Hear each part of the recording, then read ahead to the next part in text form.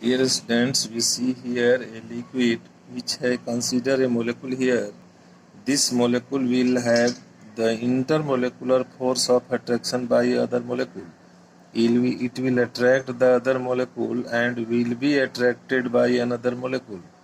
Therefore, a balanced force is applied on this molecule under consideration.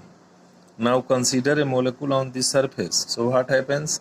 This molecule has force of attraction, force of attraction, force of attraction, force of attraction. There is no force of attraction in this direction. So this molecule has unbalanced force of attraction. Therefore, it has a resultant downward force. This is unbalanced.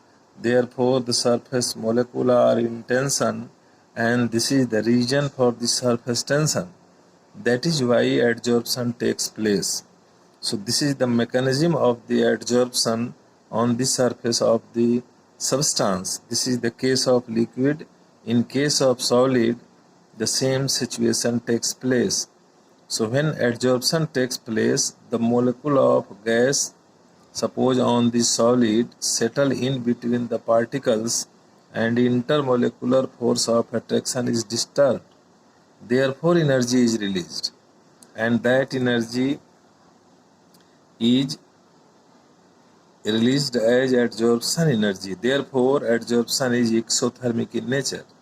So why adsorption is exothermic in nature? Because surface energy is released. There are two types of adsorptions: chemical adsorption and physical adsorption. So all the solid surface molecule are in tension except nickel. In case of nickel, there is unsaturated valency.